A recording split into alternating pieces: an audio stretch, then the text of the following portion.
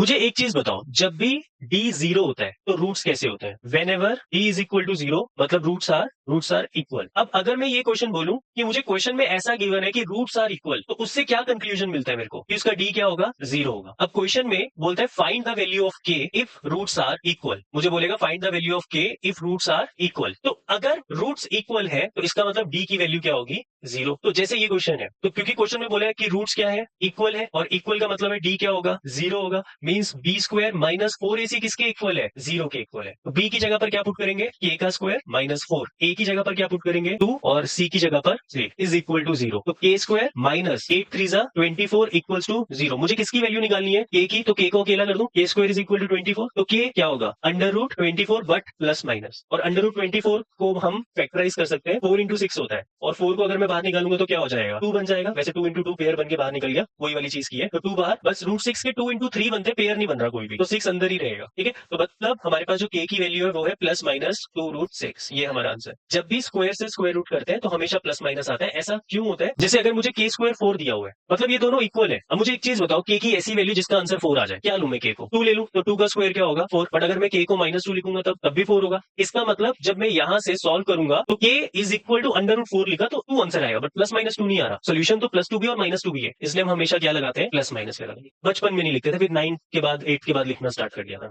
हाँ, तो 8 के बाद हमने, या 9 के बाद हमें पता होना चाहिए प्लस माइनस लिखा जाता है के स्क्वायर से जब भी स्क्वायर रूट होता है। ओके, अच्छा कोई बात नहीं, कोई दिक्कत नहीं है, बट ऐसी चीजें पूछोगे तो क्लियरिटी मिलती है और चीजें सॉल्व होंगी। ठीक है, इसको सिंप्लीफाई करना है पहले क्वाड्रेटिक इक्वेशन की फॉर्म में, और उसके बाद ए की वैल्यू फाइंड करो स्टार्ट। इसको सॉल्व करने के लिए सबसे पहले हम इसको सिंप्लीफाई करेंगे। K x square minus 2kx plus 6 equals to 0। ये इक्वेशन बनी आपकी। यहाँ पे आपके पास a की वैल्यू k है, b की वैल्यू माइनस 2k है, और c की वैल्यू कितनी है? 6 है। ओके, तो मुझे इसकी क्वाड्रेटिक इक्वेशन से पहले d निकालना है, बट d निकालना नहीं है, क्वेश्चन में बोल रहे हैं कि रूट्स आर इक्वल, है ना? It is given that roots are equal, और अगर रूट्स इक्वल है तो इसका मतलब क्या है कि d मेरा क्या है? 0 है। ओके, अब d अगर 0 है तो इसका मतलब b स्क्वायर माइनस 4ac भी किसके इक्वल है? 0 के। तो मतलब माइनस 2k का जो स्क्वायर है माइनस 4a की वैल्यू k और c की वैल्यू 6 किसके इक्वल है? 0। माइनस 2 का square 4k square minus 24k is equal to 0। अभी मैं इसको इधर शिफ्ट नहीं करूंगा, ये क्वाड्रेटिक इक्वेशन है बेटा, टाइप ऑफ, है ना? क्वाड्रेटिक है, और इसमें कांस्टेंट टर्म नहीं है। याद है मैंने पॉलिनोमियल्स में एक चीज बताई थी कि जब भी कांस्टेंट टर्म नहीं होती तो डायरेक्ट कॉमन निकाल लो, ठीक है, और उसको सॉल्व करके k की वैल्यू बता दो।